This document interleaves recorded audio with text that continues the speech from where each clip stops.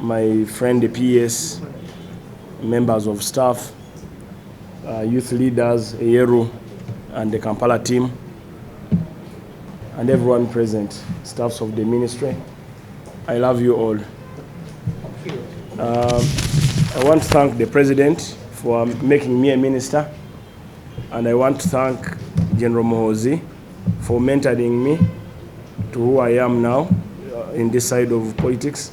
Me, I've been so much in political mobilization, but I'm in private sector.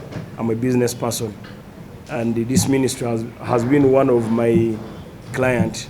I have to make that disclaimer, and immediately after this meeting, I have to write to the IGG and notify him that I may have conflict of interest in the ministry where I am, so that I am cleared, so that it's not blown out of the way in future. I've come to work for the most vulnerable ministry, which has 75% of the population of Uganda. Just you could be aware, out of that 70%, only 13 or 17% are skilled. The rest, 83%, are not skilled. And then this very ministry, among those youth, almost 52% or 51% of those young girls have been married or they have divorced, either early marriage or late marriage, but they are struggling with life.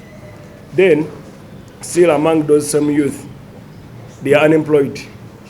So my discussion yesterday with the President at Chisos, he gave me 4 guidelines and assignments. He said, you go and carry out what we call transformation. The transformation you are going to do is simple. You may not have the money, but let people have the knowledge of what is required to be done. He gave an example of a village in Chisos, 9 villages in Chisos, where he met them living in a bush style. As of now, when I looked at an average income of the 9 villages, is about 15 billion. What did he do? He gave them a heifer.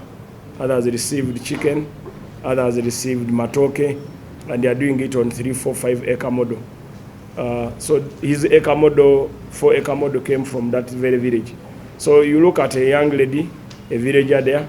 She has 1 acre of coffee. She earns close to 7 million. He said, does that require a lot of money from the bank? He said, no, what we need now is to establish nurseries where we can grow coffee. These young people who have their ancestral land can go and grow coffee. They will end up earning a living. Then also the President told me I should focus on patriotism. And this is what I've been doing. I told him, sir, I'm a patriot. You met me in PLU, which is the Patriotic League of Uganda. First of all, it's not a political party. It's a civic organization agitating for love for country. Our focus has been love for country. And then he said, please, the anti-corruption crusade should proceed. He doesn't want to hear me that I've shared money in the ministry. I've done ABCD. I'm conniving with the Yeru to eat the youth fund. So he doesn't want that. And I pledge to do that. This ministry, which when we talk about it, I've had my sister so many challenges, but almost the same challenges I keep facing every day. I'm not a minister. I've not been a minister. I've never worked in government, but I've been working as a minister of Uganda. Someone called me at midnight. I said, my child has been sent home. They need shoelaces. We need 36,000. You are the minister of children. Then another one called me and said, I'm a youth. I'm getting married. I'm in Butaleja. They have asked for 5 cows. They have asked for 5 cows. So I said, oh, so I need, I think, a whole ranch to maintain the. And then now the youth leader of Kampala, she wants heifer. So it's quite it's a people ministry. And it is annoying when they don't give you money. You need money. This ministry needs money.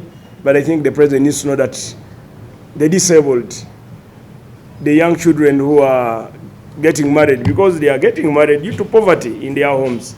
Their mothers share a room with their father. At 12, they have already known the acts. After 8 p.m., they know the acts what the father and mother do. Because they are sharing a small room. So before we think of that now, we need to focus also on our own family transformation, removing our families out of poverty. When I looked at a report, Kamuli District, Buyende, Namayingo, Mayuge, they are ranking not in performance, like in getting money or taking children to school. Giving out their children at 12 years, at 13 years, someone is a mother. Fistula is on the rise. Having babies at early age, it is, we are contributing to the vicious circle of poverty. Poverty after poverty. Poverty after poverty. At 12 you have no job. The person who has impregnated you is a bicycle rider selling water in the village. Or he sells fene. These people move with the fene on the border, fene and the knife. So, some of them don't even have that income. So let us support the president, colleagues, ministers, and the senior staff of this ministry. Let us justify the reason why we need resources and let them know that it is resources. If we can't get it in government, let us also try in development partners.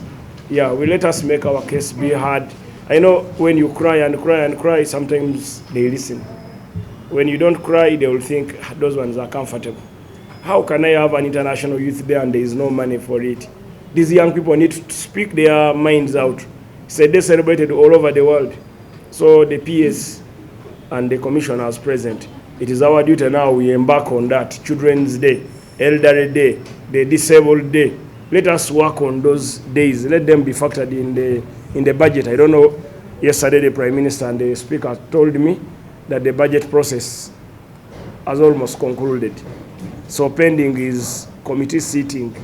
So they told me it's unfortunate my appointment has come at a later date, but I said we shall make noise. Shall make noise. With my sister Mateke in place, we can make these people know that you, the ministers and the commissioners, what we need is the little resources to run key days and also to do operation. Then I encourage the young people who received the funds as your minister.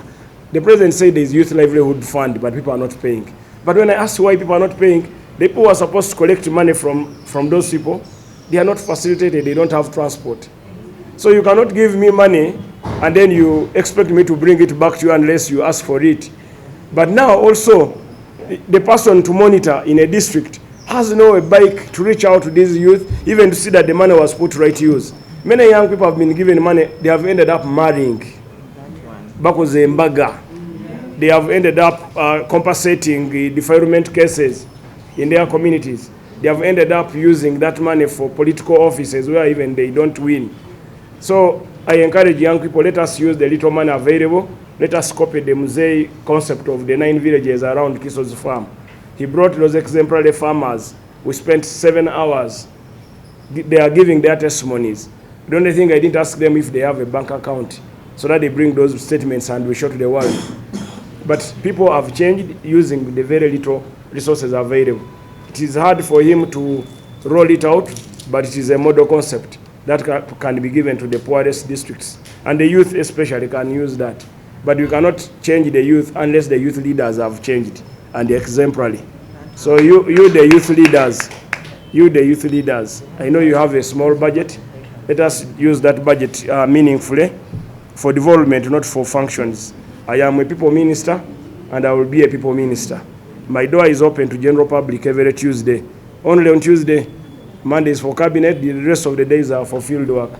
Because Sarah briefed me last night that she gets calls from Mabuku, from Mbale, from where, and she has to take time and go and see what is happening. You can't do it if you are seated in office.